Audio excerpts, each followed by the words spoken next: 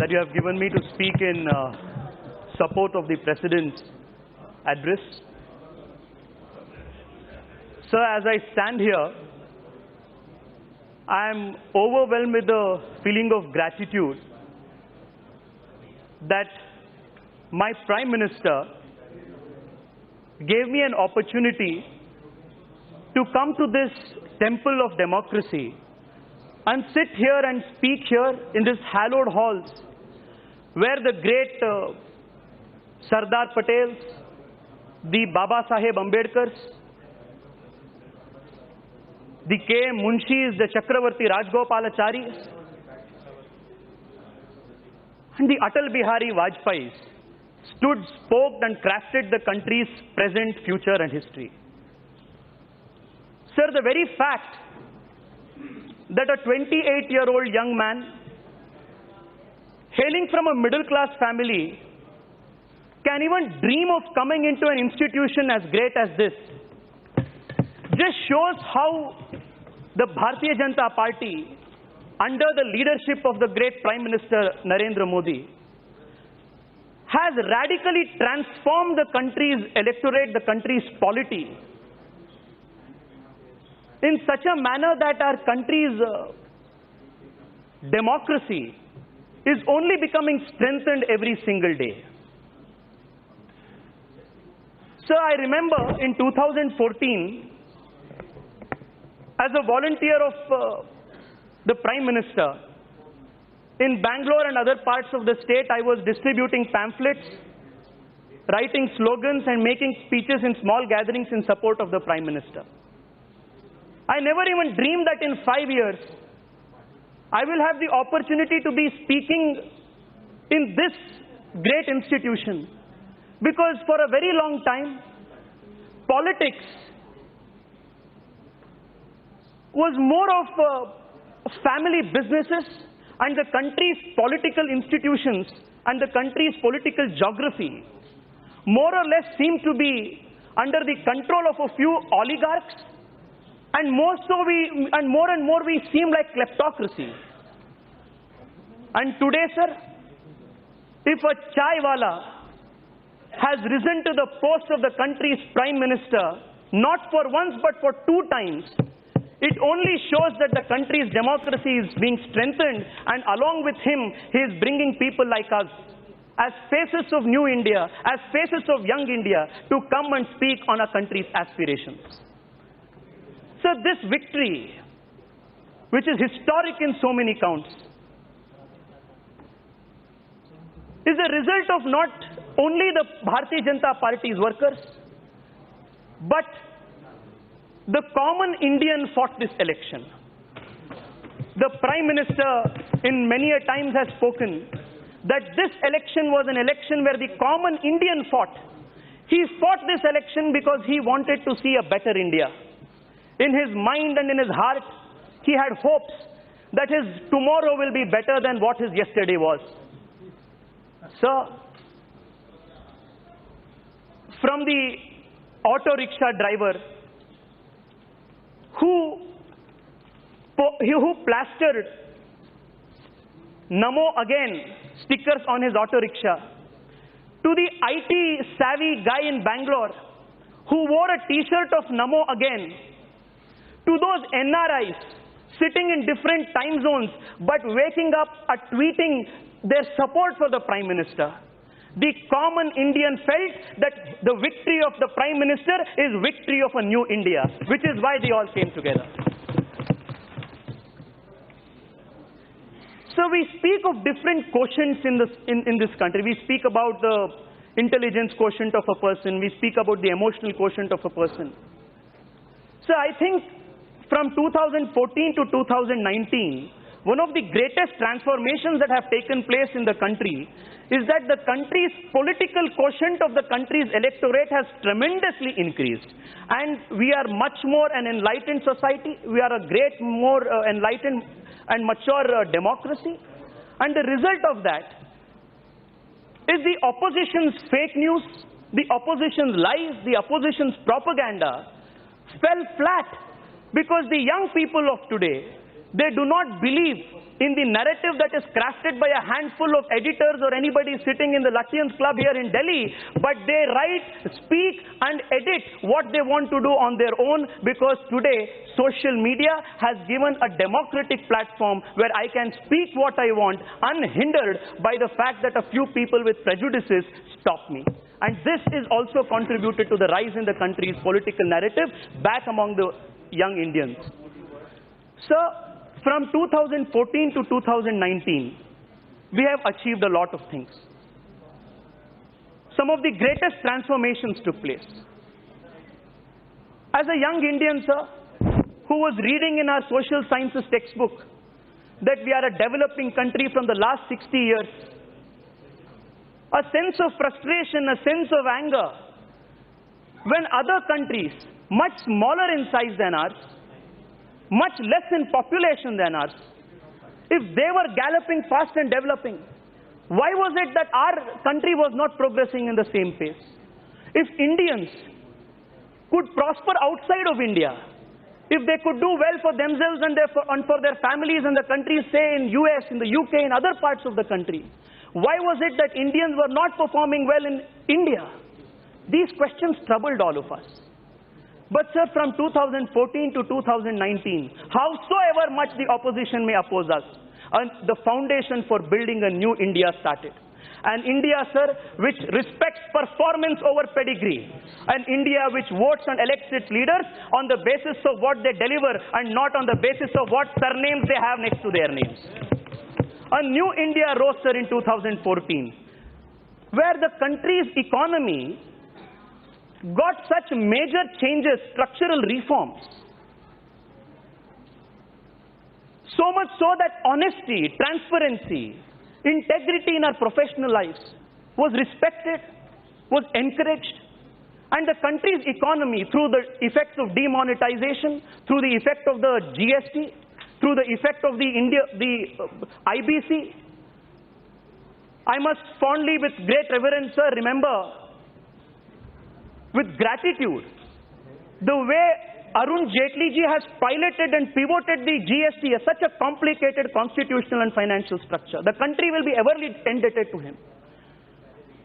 And today, sir, India's economy is more formal, it is more organized, and it is more transparent and clean. Not just that, sir.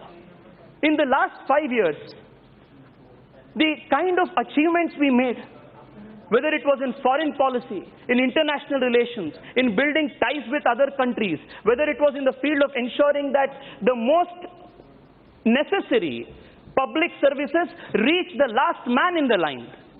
Truly, sir, this country saw that the Indian government, if it wants to touch the common man, can actually touch the common man's lives. So, Baba Saheb Ambedkar had once prophetically said, on the 25th of November 1949, while introducing the constitution of this country in this very hallowed house, he was asked, what do you think of the constitution? Do you think it's a good constitution or is it a bad constitution? And this is what the great Baba Saheb said. He said, and I quote, I feel, however good the constitution may be, it is sure to turn out bad because the people who are called to work on it happen to be a bad lot. However bad a constitution may be, it may turn out to be good if those who are called to work it happen to be a good lot. Sir, nothing changed from 2014 and 2019. The very same constitution, the very same laws, the very same officers, the very same workarounds, the very same loopholes in the organizations. But what changed was the leader changed, sir. A good leader became the Prime Minister, and therefore the country's fortunes have changed. Sir, for a very long time, our economy was in shambles. 10 years under the UPA was a decade of decay, a decade of lost opportunities. A decade where young India felt the world was zipping past them, but we just stood like mute spectators. But sir, we have made a massive turnaround in the last 5 years. a turnaround that inspires all of us to put in 1 extra hour of work, because our Prime Minister tirelessly works 20 hours a day, and if we as young Indians cannot do it, he just inspires us, sir. And sir, for a very long time, the Latvian economists of this country very derisively labeled the 2.5 or 3% economic growth that the country achieved under Jawaharlal Nehru as the Hindu rate of growth. So I beg to disagree, because what we saw then was a myopic, confused economic policies in action. But what we are witnessing today, where India under the Prime Minister Narendra Modi's leadership is galloping as the world's fastest economy, today we are witnessing the real Hindu rate of growth in this country. So the other most important thing that we witnessed in the last 5 years was that a culturally repressed country, who could not wear its identity up its sleeve and proudly say that we belong to a civilization as great as ours, who, when a young Indian in school was made to cringe and feel apologetic that he belonged to a great Hindu faith, that has changed in the last 5 years, sir. And that, I think, is one of the irreversible changes which is beyond the confines of Indian polity. Today, sir, what the great Atal Bihari Vajpayee ji had given a poetic expression, Hindu Tanumana Hindu Jeevan Rag Rag Hindu Mera Parichay, that has found socio-political expression under the Prime Ministership of Narendra Modi. Whether it is the Kumbh Mela, which attracts millions and millions of people from around the world, or whether it is the Prime Minister proudly doing the Ganga Aarati on the banks of the Varanasi, or the meditation in Kedarnath, or it is the Yoga Day that is celebrated by hundreds of countries, including Islamic countries in the world, we feel proud that we belong to a Hindu civilization as great as ours. Sir, the people of this country gave us a very big mandate in 2014. They gave a big mandate to the Prime Minister because they wanted him to do bold things. And in 2019, they have given us a bigger mandate because they want us to do bolder things in 2019. And 2019, sir, will witness, the next 5 years will witness the rise of a new India. Sir, in summation, I want to say, what will this new India look like? Sir, the Rashtrapati's Honorable Rashtrapati's address outlines how a new India will look like. A new India, sir, would mean that each common Indian, the poor man on the street, the proverbial last man in the line, he will feel that he is a part of the national mainstream, that no one is left out. Sabka Saath Sabka Vikas is not merely a slogan. The common Indian woman in the village also got the Ujjwala Yojana to her doorstep, as did the young startup in Bangalore receive his startup funding. Every single person was touched by the Modi government. And this will continue in an unprecedented fashion in the next 5 years. So, in the President's motion, a great stress has been laid on education. As a young Indian, sir, I must thank the Narendra Modi government for having come up with a spectacular education policy. The National Education Policy Draft 2019, which is out for discussion and debate, in my personal opinion, sir, will promise a root and branch reform of the Indian education system. A young Indian today takes loans to the tunes of lakhs of rupees, sir, mortgaging his family property because he wants to, I'll conclude in a few minutes, just 2-3 minutes, sir. He mortgages his family's property because he wants to go and study, because India's infrastructure, education infrastructure is dysfunctional. Sir, other thing that really gives me a lot of hope is that for the first time, our country's Prime Minister and the government is speaking the language of young India. It is speaking of starting 50,000 startups. And someone coming from Bangalore, sir, which is the startup capital of India, I must congratulate the Prime Minister for taking this initiative for 50,000 startups. Sir, startups means disruption. Startups means new ideas. Sir, startups are the new India's face. along with Birlas, the Godrejes, the Ambanis, the Tatas of yesterday, new Indias, Oyos, the Swiggis, the Zomatos, the Flipkarts, the Culfits, all of them will join them, sir. This is the rise of a new India, sir. Sir, lastly, sir, there's just one thing that I would want to bring to your notice, sir. Sir, I have heard the opposition. And in all humility in my command, I must say, sir, I don't think they have learned their lessons. Yesterday, I heard the opposition leader here, the floor leader of the Lok Sabha from the Congress party, calling my Prime Minister, calling this country's Prime Minister in the most foul and unparliamentary language. During the whole of the campaign, the Prime Minister was subject to such and more grave personal attacks, sir, and the people of the country taught the opposition a lesson. And I must warn all of them, if they have still not learnt their lessons in the next Lok Sabha, starting from this seat to that seat, the whole of the 543 will be Prime Minister Narendra Modi's Bharatiya Janata Party MPs. The kind of arrogance, the kind of a sense of entitlement.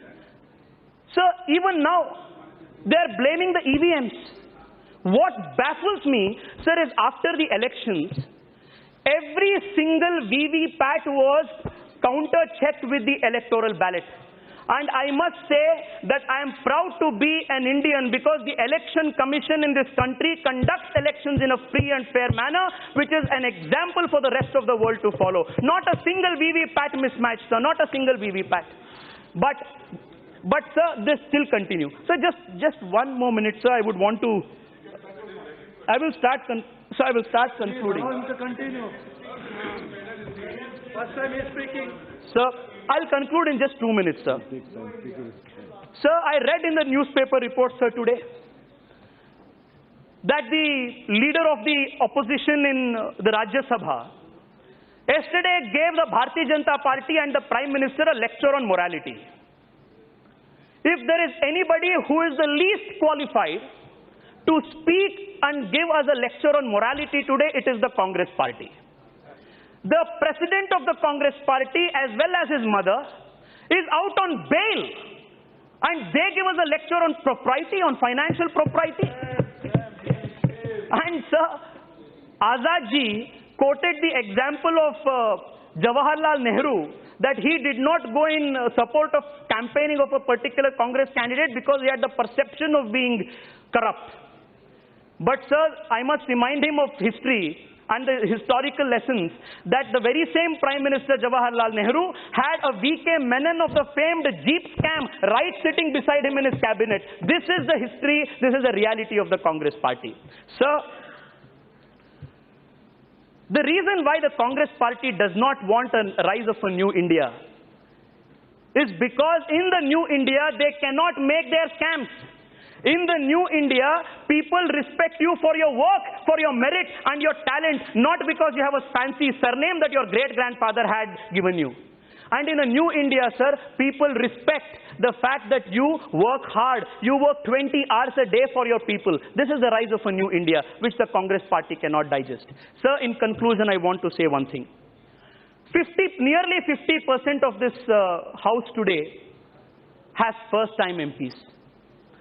Sir, on behalf of all of them, I request all the seniors who are present here to guide us, to mentor us, and to teach us how we can all become effective parliamentarians. We have come here with a lot of idealism. We all want to approach the old problems with a fresh set of eyes, and we want to contribute our most in the service of the Bharat Mata.